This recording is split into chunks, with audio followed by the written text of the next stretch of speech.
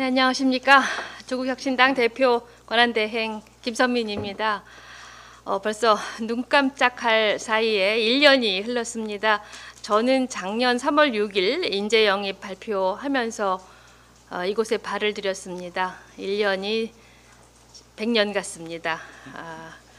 개인적으로도 그렇고 사회적으로도 친일파가 판치는 일제강점기, 그리고 시민과 야당을 탄압하는 군사정권, 그리고 쿠데타를 일으킨 내란까지 다 겪어서 우리 모두 파란만장한 1년을 보냈습니다. 저희 성과를 먼저 말씀드리겠습니다. 검찰 독재 조기 종식입니다. 정당 가운데 1호 공약을 지킨 곳은 아마 한국 정치사에 우리가 유일하지 않나 싶습니다.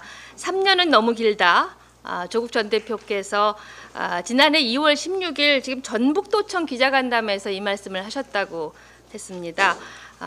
그동안 저희 조국혁신당은 할 수 있는 모든 것을 다 했습니다. 처음에는 탄핵의 탄자도 언급하기 어려운 상황이었는데 지난해 7월 20일 전당대회 때 조국 대표가 처음으로 탄핵과 퇴진에 모든 필요한 조치를 준비하겠다고 발언했습니다. 역풍 우려했습니다. 하지만 혁신당은 탄핵 작업을 지속했습니다.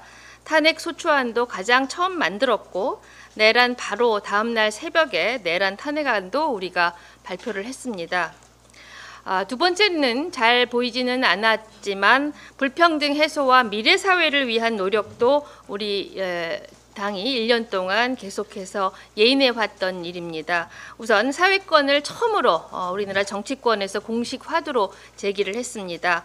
5월 29일 기자회견을 했고 총론 세미나를 시작으로 해서 유엔 사회권 규약부터 7월 10일 주거권, 9월 4일 교육권 등을 포함해서 12월 23일에는 디지털권까지 8대 분야의 개혁 방안을 논의를 했습니다.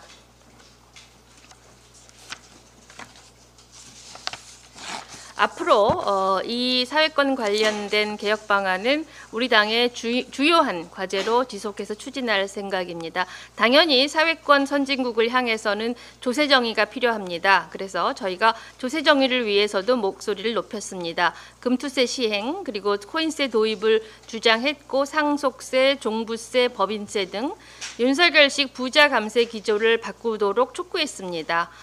뿐만 아니라 AI, 기후정의 등 미래를 위한 목소리도 우리 당의 주요한 의제였습니다. 딥페이크 사태가 터졌을 때는 우리 당 여성 의원들이 모두 한 목소리로 강력한 처벌을 요구했고 제도 개선안을 마련했습니다. 연금 개혁은 윤석열 정부가 일만 저질러 놓고 아무것도 해결책을 내지 못했는데 우리는 문제점과 대안을 국민에게 제시했습니다. 자, 이것으로 우리의 일을 다 한 것이 아닙니다. 앞으로 향후 과제가 남아 있습니다. 곧 윤석열 파면으로 모든 문제가 끝나는 것은 아닙니다.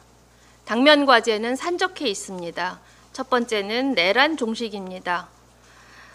우리 당은 반헌법행위 조사와 특별조사위원회를 만들자고 제안을 했고 저희가 제안한 원탁회의에서 이것이 받아들여져서 1호 법안으로 아마도 제출할 것으로 예상하고 있습니다. 해방 직후에 반민특위가 성공을 했다면 친일파들을 처벌했다면 그리고 그렇다면 대한민국의 현재는 엄청나게 달라져 있을 것입니다. 하지만 그것에 성공하지 못했기 때문에 그 자손들 그리고 그에 동조하는 자들이 여전히 잘 맞고 잘 살고 있습니다. 그런 나쁜 역사가 재현되어서는 안 될 것입니다. 내란에 종사하거나 부역하고 동조하고 기생하는 사람들을 모두 찾아내고 처벌하고 역사에 기록해야 한다고 생각합니다. 두 번째 과제는 정치개혁과 권력기관 개혁입니다.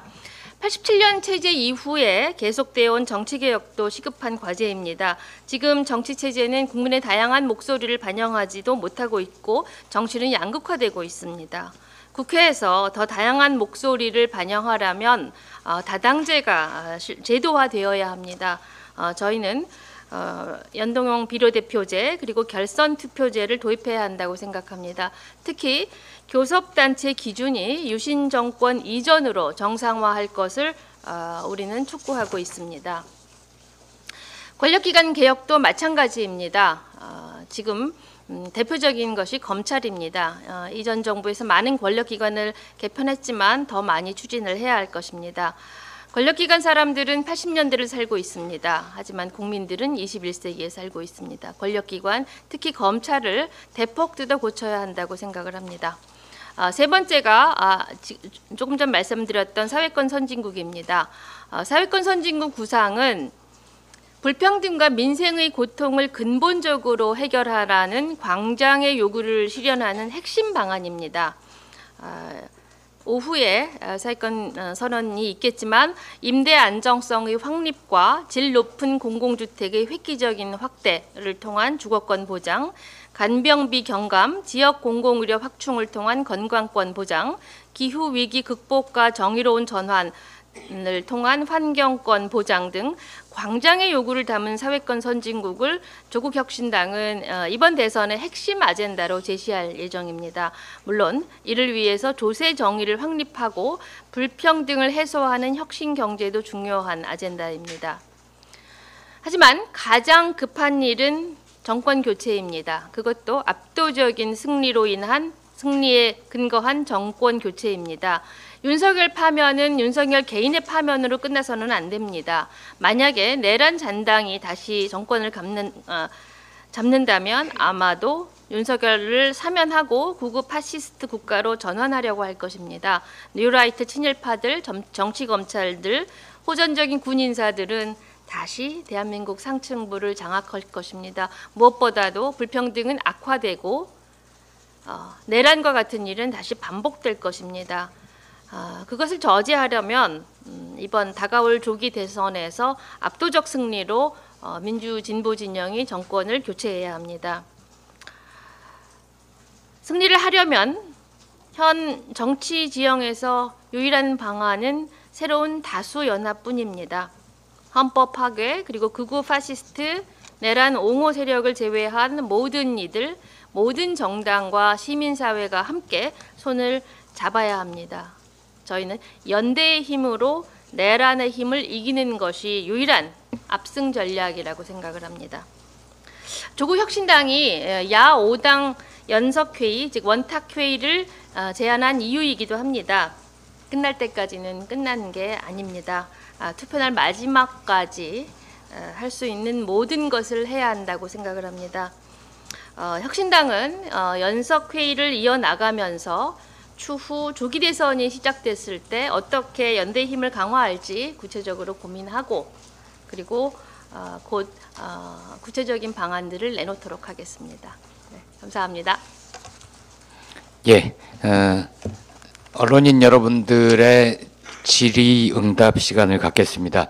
제가 이 카메라 뒤쪽은 잘 안 보이니까 좀 손을 번쩍 들어주시고요. 질문하실 때 소속사와 성함을 말씀해 주시면 고맙겠습니다. 지금부터 질문 받겠습니다. 네, 제가 너무 다 완벽하게 말씀을 드린 건가요? 네. 전자신문 최희창입니다.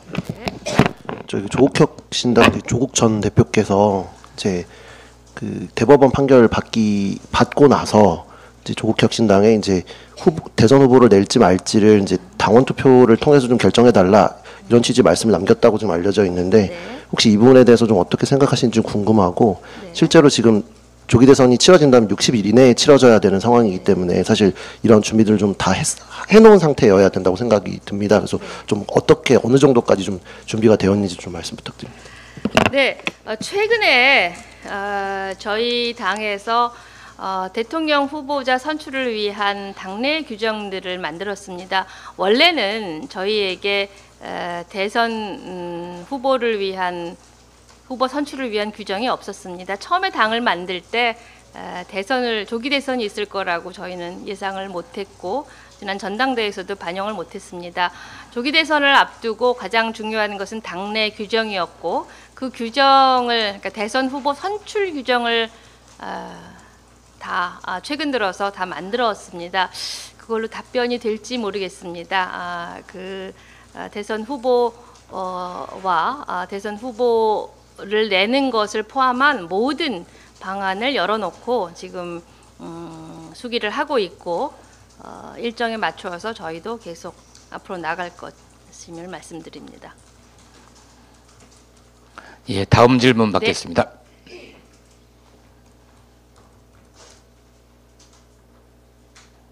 질문이 없으시네요.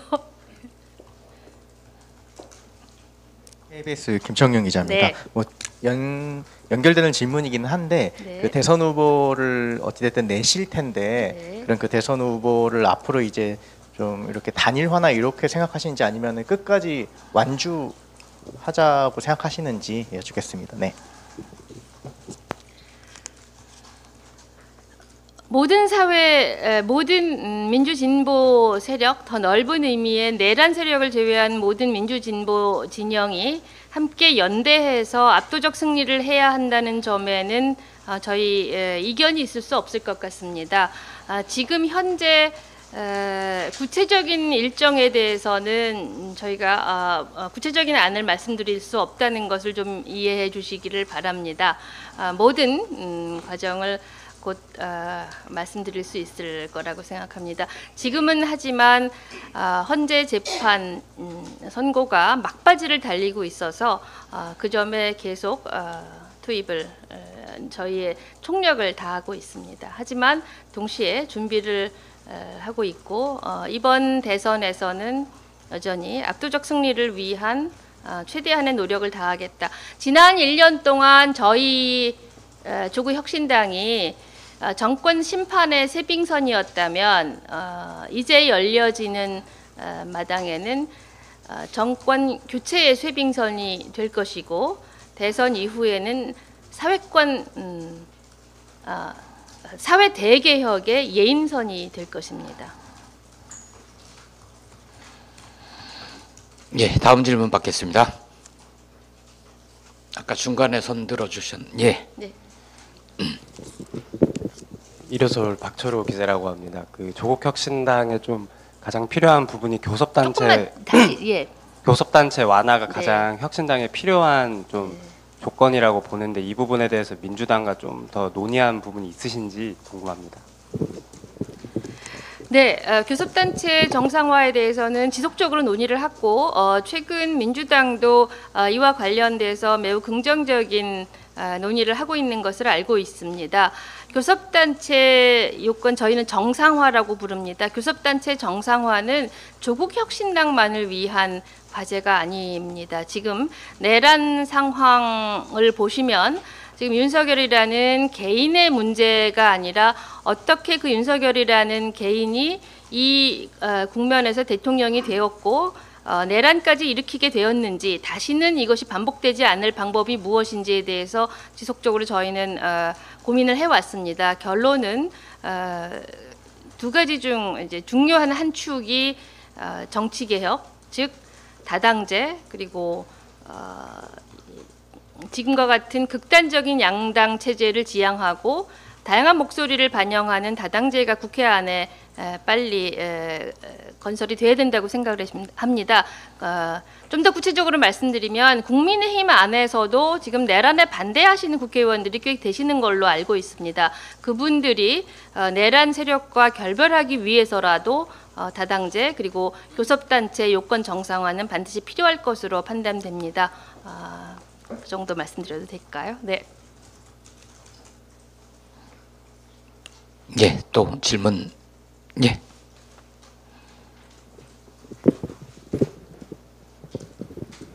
네, 서울신문 강윤혁 기자입니다. 먼저 그 창당 1주년 축하드립니다.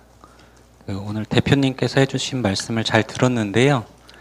그 조기 대선의 압도적 승리 민주진보 진영이다라는 것과 좀 다르게 민주당에서는 중도 보수 정당론이 나오고 있거든요. 네. 크게 부딪히고 있는 지점은 감세 정책에 있다고 생각합니다. 그 예시로 들었던 금투세, 코인세 모두 민주당과 다른 입장을 당해서 내셨는데요. 지금 민주당은 상속세 그리고 소득세 개편 논의를 시작하고 있습니다. 네. 이에 대해서 차극은 의장님께서도 라디오 통해서 그에 대해서 분명히 다른 당의 입장을 분명히 밝혀주셨었는데요. 그 민주진보 진영 입장에서 이러한 감세 정책이라면 사실 뭐 이 사회권에 따른 어떤 세제가 필요하지 않습니까? 이에 대한 분명한 목소리를 앞으로 조국혁신당이 내주실지 아니면은 내란 종식이라는 한 목소리로 좀 함께하는데 더 방점이 찍힐지 좀 대표님께 말씀 듣고 싶습니다. 네. 당연하게 저희는 저희가 지향하는 세상이 있습니다. 지난해까지는 검찰개혁 조기 독재, 검찰 독재 조기 종식이라는 것이 가장 크게 와닿았고 국민들이 거기에 관심을 기울이셨다면 조기 대선 승리 이후가 된다면 혹은 조기 대선 과정에서도 많은 국민들이 걱정하는 것은 나의 삶은 어떻게 바뀌느냐 하는 그런 질문일 것입니다. 그 질문에 대해서 여러분들이 여러 정당이 여러 해답을 갖고 있겠지만 저희가 지향하는 것은 말씀드린 사회권 선진국의 건설, 그것을 위해서는 국가가 재정을 더 확대하고 그리고 조세 정의가 이루어져서 소득이 있는 곳에 세금을 매기고 국가 재정은 더 확대되는 방향을 저희는 지향하고 있습니다. 물론 그동안 목소리를 내왔고 앞으로 그 목소리는 더 높아질 것으로 예상합니다. 혹시 이와 관련해서 차 의원님께서 구체적인 것을 좀 더 말씀해 주실 수 있다면 좋겠습니다.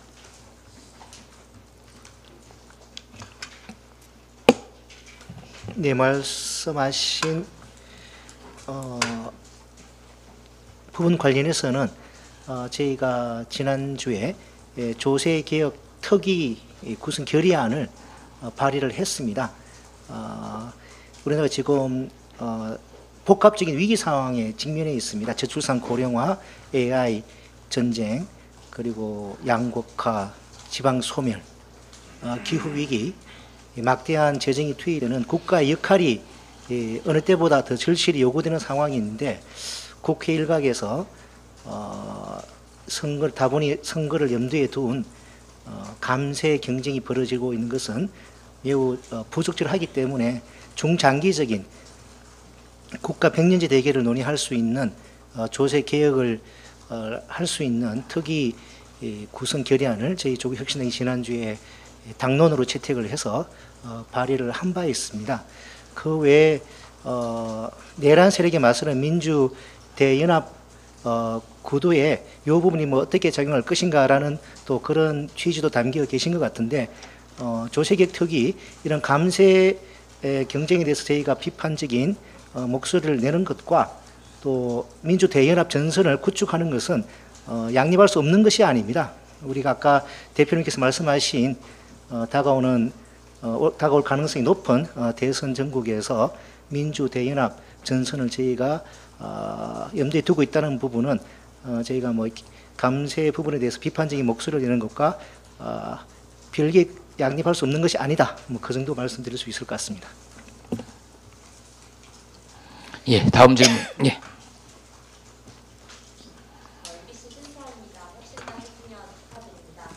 현안 관련해서 좀 질문 드리고 싶은데요. 주말 집회에서 이제 국민의힘 서천호 의원이 헌재나 선관위 공수처 부수자 이런 발언이 있었는데 조국혁신당은 이와 관련해서 어떻게 해야 한다고 생각하시는 입장인지 좀 하나 여쭙고 싶고요. 두 번째로는 이것도 현안인데요. 그 주말 사이에 있었던 일이긴 한데 감사원 감사에서 김세환 전 선관위 사무총장이 중앙선관위 명의로 이제 세컨드폰으로 정치인과 소통해왔다. 요 감사 결과 나타나서 이제 비판 있었었는데 여기에 좀 추가로 지난해에 국민의힘 후보자였다. 인천 강화군수 후보자였다라는 사실이 드러났는데 이와 관련한 혁신당 입장이나 어떤 말씀해 주실 거 있으신지 두 가지 여쭙습니다. 네, 이와 관련해서 저는 이제 원칙적인 말씀을 드리고 이것은 권력기관 개혁 기억위원장이신 신장식 의원님께서 조금 더 이어가 주시면 좋겠습니다. 우선 헌재를 부수자라고 발언한 서천호 의원의 발언은 이것은 그냥 정치적인 문제가 아니라 이건 심각한 내란 동조뿐만 아니라 이건 국가기관을 전복하자는 말 그대로 국가 세력이라고밖에는 할 수가 없습니다. 이와 관련해서 보다 구체적으로 어떤 대응을 할지는 저희가 좀 더 논의를 해야 되겠지만 앞으로 내란 종식 이후에도 이러한 폭력적이고 국가 세력을 국가의 그 근본적인 헌법 민주 헌법을 부정하는 세력들에 대해서는 독일이 나치를 대응한 것 수준으로 국가적인 특별한 법에 의해서 대응을 해야 한다고 생각합니다. 이것을 그냥 통상적인 정치 행위의 일환으로 봐주기에는 이것은 저희가 도저히 용납을 할 수가 없을 것 같고요. 감사원 감사와 관련해서도 권력기관 개혁의 일환으로 계속해서 저희가 다뤄갈 예정입니다. 신장식 의원님 좀 더 구체적으로 말씀해 주시면. 서천호 의원 발언은 법률상으로 내란 선동에 해당한다고 보입니다. 헌법기관의 기능을 무력화하자라고 하는 취지가 담겨 있고요. 근데 이제 이렇게 비판하면 그쪽에서는 비유적 표현이다라고 얘기를 하는데 비유적 표현으로도 적절치 않습니다. 내란 선동 혐의에 대해서 형사적 책임을 아마 부담하게 되지 않을까라는 생각을 하고요. 시민사회에서 가만히 용납하지 않을 것 같습니다. 그리고 얼마 전에 그 국회 윤리위원회를 양당이 구성하기로 했는데요. 기존에는 윤리위원회가 구성되지 않아서 뭐 책임을 국회 내에서 따질 수가 없었습니다. 국회 윤리위원회 구성되면 국회 내에서의 윤리위원회에서의 책임 역시 서천호 의원을 비롯해서 내란 선동에 가담하고 있는 분들이 부담해야 되지 않을까 싶습니다. 더 큰 문제는 이것이 돌출적인 한 사람의 돌출적 발언이 아니라 3월 1일 날 소위 그 광화문파와 여의도파로 나뉘어서 진행된 보수 극우 단체들의 집회에 어느 통계에서는 37명, 어느 통계에서는 40명에 이르는 국힘 의원들이 그 자리에 참여했고 서천호 의원 발언이 그런 자리에서 이루어졌다는 겁니다. 그 권성동 원내대표나 이런 분들은 그런 자리에 가는 것이 적절치 않다라는 취지로 발언을 한 것으로 기억하는데요. 아직도 국민의힘 입장이 무엇인지 불분명합니다. 저희들에게 질문하는 것도 좋은데 저는 국민의힘 지도부에게 입장을 묻고 이들을 당내 징계위원회에 회부할 것인지를 우리 기자 여러분들께서 물어주시면 좋겠습니다. 입장이 뭔지가 매우 궁금합니다. 성관이 관련해서 주진우, 나경원, 한동훈 등이 연달아서 이 세 분이 뭐 이외에도 많습니다만 연달아서 발언을 했는데요. 마음이 많이 급하신 것 같습니다. 예. 제 발등을 그 도끼로 찍으셨는데요. 그냥 발등 하나만 찍은 게 아니라 양발을 다 찍으신 것 같으세요. 예.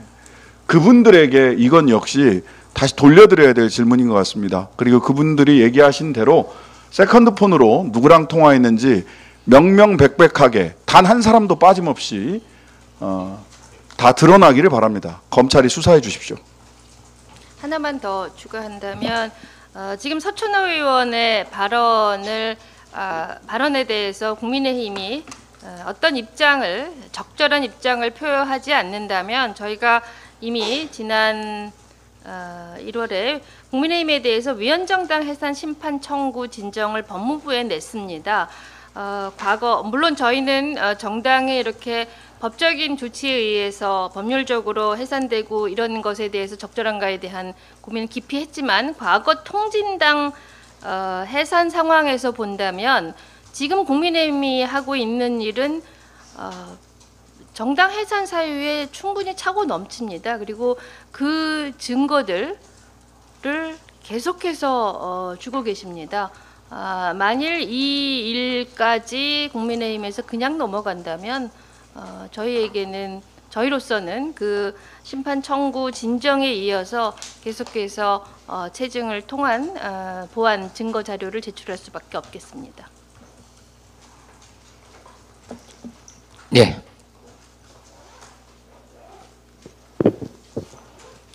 네, 서울신문 강윤혁 기자입니다. 창당 1년을 지나오다 보니까 저희 입장에서는 민주대연합이라고 하시는 민주당과의 공통점보다는 그 차별점에 주목할 수밖에 없는 것 네. 같습니다. 그래서 때문에 그 윤석열 대통령 탄핵 심판 결정을 앞두고 있는 그에 대한 당의 입장보다는 그 3월 26일 이재명 대표의 2심 선고 이후에 그 대법원 선고라는 게 대통령이 당선되더라도 받아야 되는지 안 받아야 되는지에 대해서 민주당과 국민의힘 간의 그 정치적 입장 차이가 있습니다. 이는 원내 교섭단체가 아니더라도 사회적 입장에서 정당의 입장이 필요할 것 같은데요. 그 대통령의 그 불소추 특권의 추는 그 재판 진행도 포함되기 때문에 그에 대해서는 진행되지 않는다는 민주당의 입장과 대법원 선고는 당연히 필요하다라는 국민의힘의 입장 이 사이에서 조국혁신당의 전문가분들이 많이 계시다 보니까 어떤 입장을 갖고 계신지 국민들이 궁금해할 것 같아서요. 그에 대한 입장을 묻고 싶습니다. 사실 한 개인이 이 재판을 받고 그 상황에서 방어권을 행사하는 것 그리고 불소추의 대상이 될지 안 될지에 대해서 정치적 견해를 내는 것이 적절하지 않다고 생각합니다. 그것은 법리적으로 결정돼야 할 일이지 뭐 당들이 제 정당들이 의견을 낸다고 해서 그 의견에 따라서 결정되는 것이 사법 판단은 아니라고 생각을 하고 그런 점에서 지금 제가 거기에 대해서 사실 뭐 저희가 그 관련해서 아주 구체적인 전문가는 사실 지금 이 자리에는 안 계신 걸로 알고 있습니다. 해서 저희가 법률적인 견해를 내는 것은 적절치 않을 것 같습니다. 네, 그 정도 말씀드리겠습니다.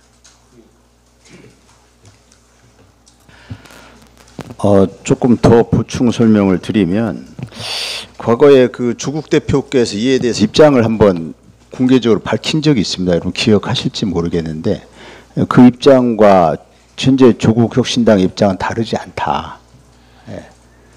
그 조국 전 대표께서 그 불소추 특권에는 공소의 제기뿐 아니라 공소의 유지 행위도 포함된다라고 하는 것이 다수의 견해이다라는 입장을 밝힌 바 있습니다. 그와 관련 조국 전 대표께서 밝히신 그 입장과 현재 조국혁신당의 입장이 다르게 변경된 입장은 없습니다. 그렇게 이해하시면 되겠습니다. 예, 다음 질문 받기 전에 아까 처음 질문해 주신 전자신문 최기창 기자께서 말씀을 하실 때 조국 전 대표가 대선 후보 선출 관련해서 전 당원 투표를 통해 뜻을 결정하라고 알려졌는데라고 말씀을 하셨는데 그런 사실이 없음을 미리 밝힙니다. 계실 때 말씀드리고 싶었는데 안 계셔서 그런 일이 없었습니다. 예, 다음 질문. 아니 그것도 좀 분명히 해야 될 것 같은데 조국 전 대표께서 페이스북을 통해서 전당원 투표로 결정하는 것이 바람직하다라고 입장을 밝힌 걸로 이렇게 알리고 있지 않나요? 그래서 이 본인의 개인 페이스북을 통해서 그게 제 기억하기에는 수감 당일인 걸로 기억하는데 그때 개인 페이스북을 통해서 조국 혁신당이 대선 후보를 낼지 말지 등은 조국 혁신당의 전 당원들의 주요 관심사인 만큼 특정 의사결정 기구에서 결정하기보다는 전 당원 투표로 결정한 것이 바람직하다라는 개인 입장을 그때는 이제 그 형이 확정된 이후여서 당 대표도 아니었고 또 당원도 아니었습니다. 개인 입장으로 그렇게 입장을 밝힌 바는 있습니다. 예, 그와 관련해서는 당직자께서 확인해서 저한테 나중에 좀 알려주십시오. 예, 다음 질문 받겠습니다. 네.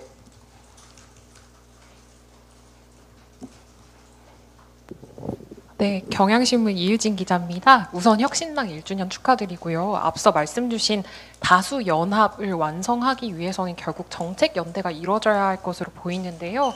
그 정책 의제 협의와 관련해서 민주당과 이제 특히 원탁 회의에서 논의가 어느 정도 진행이 됐는지, 어떤 의제를 협의 테이블에 올릴 것인지가 논의되고 있는지 궁금하고요. 또 두 번째는 대선 기획단 둘러싸고 이제 원내대표께서 일주일간 공식 석상에 나타나지 않는 그 뭐 내용이 불거졌다 이런 보도들도 있었습니다. 이와 관련해서 좀 설명을 부탁드립니다.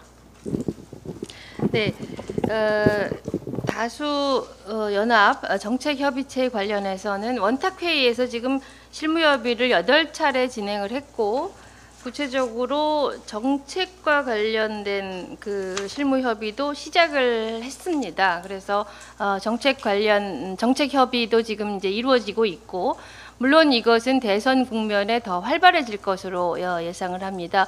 저희 조국혁신당이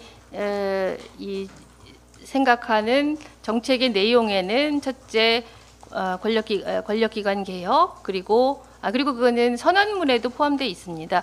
권력기관 개혁, 사회개혁, 그리고 정치개혁 이런 것들이 포함되어 있고, 이것을 위한 정무적인 논의도 지금 이 원탁회의에서 진행되고 있습니다. 두 번째, 대선 기획단은 다른 것이 아니라 가장 중요한 것이 아까 말씀드린 것처럼 대선 후보자를 당내에서 선출하기 위한, 그리고 대선에 임하는 여러 가지 당내의 규정조차도 마련되어 있지 않았습니다. 저희가 사실. 그런데 대선 기획단이 발족이 되면서 그와 관련된 규정들을 만들었고, 이제 대충 그 과정은 이제 완료가 된 것으로 저희는 생각을 하고 있습니다. 그리고 그 이후의 논의에 대해서는 물론 대선 과정에서는 많은 당내의 다른 견해가 있을 수 있고 다양한 견해가 있는 것이 저는 정당으로서는 매우 자연스럽고 마땅한 일이라고 생각을 합니다. 그렇게 중요한 사안을 놓고 이견이 없다면 이거는 민주적인 정당이라고 할 수는 없을 것 같고요. 이 빠른 시간 안에 대화와 지속적인 논의를 통해서 견해의 일치를 보아가고 있다. 이 정도 말씀을 드리고 싶습니다. 원내대표에 관련된 그런 기사가 보도됐기 때문에 질문을 또 하셨고, 그래서 제가 직접 말씀을 드리는 게 좋을 것 같습니다. 보도 내용은 그 황운하 원내대표 패싱 뭐 이런 것이 제목으로 뽑아져서 보도된 것으로 기억하고 있고, 여기서 그 패싱 또 그 기사 내용 중에 보면 황운하 원내대표가 회의 도중 뭐 자리를 박차고 일어섰다 뭐 이런 보도도 제가 언뜻 그런 기억도 나는데, 저는 회의 도중에 자리를 박차고 나간 사실이 없고요. 예, 그런 사실이 없고, 그 다음에 황운하 패싱 뭐 이런 그 기사 내용을 보면 뭐 정확한 의미는 잘 모르겠던데, 그 우리 대변인이 그에 대한 조국혁신당의 입장을 낸 것으로, 해명 입장을 낸 것으로 알고 있습니다. 그 내용을 보면 황운하 원내대표가 대선 기획단장 임명 관련해서 동의하지 않았다, 이 내용으로 해명 기사를 낸 것으로 제가 알고 있고, 그것이 조국혁신당의 입장입니다. 대변인이 해명한 내용, 즉 대선 기획단장의 임명 관련해서 황운하 원내대표는 동의하지 않았다. 예, 그게 전부입니다. 그것을 뭐 그것을 여러분들이 패싱으로 해석을 하는지, 또는 그러니까 사전에 논의되지 않았다 뭐 이런 표현도 아마 있었던 것 같은데 그렇지는 않고요. 사전에 그 안건이 올라온다는 사실, 또 안건의 내용이 어떠하다는 사실은 알고 있었고, 그것이 이제 회의석상에서 논의되는 자리에서 황운하 원내대표는 그 인선 안에 대해서 동의하지 않았다. 이렇게 해명했고 그게 전부입니다. 예, 다음 질문 받겠습니다. 참고로 오늘 오찬도 예정돼 있어서 그 자리에서 또 충분한 질의응답이 가능할 것 같습니다.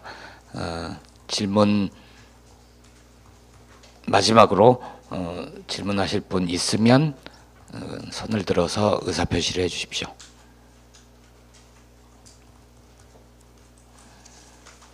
예, 오찬 얘기를 그 아까 조금만 더 말씀을 드리면 그 뭐 충분히 설명은 된 것 같긴 한데 다수파 연합이 이제 제대로 작동되고 힘을 발휘하기 위해서는 당연히 정책 연대가 전제되어야 합니다. 그래서 정책 연대에서 그 의미 있는 합의가 도출이 돼야죠. 그래야 뭐 진정한 연합군이 만들어지지 않겠습니까? 그래서 거기에서 조국혁신당이 생각하고 있는 주요 과제들이 반드시 그 정책 연대의 합의 사항으로 도출이 되어야 한다라고 생각하고 있고요. 그 부분은 아까도 말씀드렸지만 거듭해서 말씀드리면 검찰 개혁, 뭐 권력기관 개혁이 다 포함되면 좋겠지만 그중 검찰 개혁도 스펙트럼이 굉장히 넓습니다. 그중 검찰을 해체하고 수사 기소를 분리해서 기존의 검찰을 공소청으로 전환하는 이 내용이 핵심 내용입니다. 이 내용이 언제 입법화될 것인가 이게 중요한 겁니다. 뭐 장기적인 과제로 검토하는데 합의하면 아무 의미가 없잖아요. 그래서 언제 입법화되느냐 그 부분에 대한 구체적인 합의가 있어야 됩니다. 대선 전에 입법화하는 것이 가장 바람직하지만 대선 전 입법이 현실적으로 어렵다면 새 정부 출범 후 구체적인 입법 로드맵이 나와야 됩니다. 그 정도의 합의는 나와야 의미가 있는 것입니다.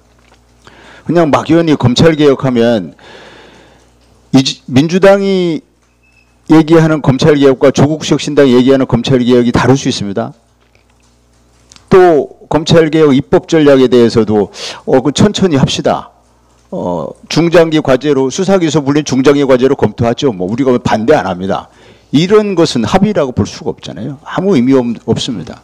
그래서 그와 관련된 구체적인 합의가 이루어져야 한다. 그렇지 않다면 정책연대, 다수파 연합이 그게 실질적으로 강고한 연대를 끌어낼 수 있겠느냐라는 점이고요. 여기에 검찰개혁과 그 다음에 장기적으로 조국혁신당은 양당제 폐해를 극복하기 위한 제3당의 역할을 조국혁신당의 미래 비전으로 수차례 제시해 왔습니다. 따라서 그러한 조국혁신당의 미래 비전 또 한국 정치의 발전을 위해서 결선 투표제도의 도입, 교섭단체 요건의 정상화 이런 내용들이 역시 구체적으로 입법으로 합의가 이루어져야 한다고 이렇게 생각합니다.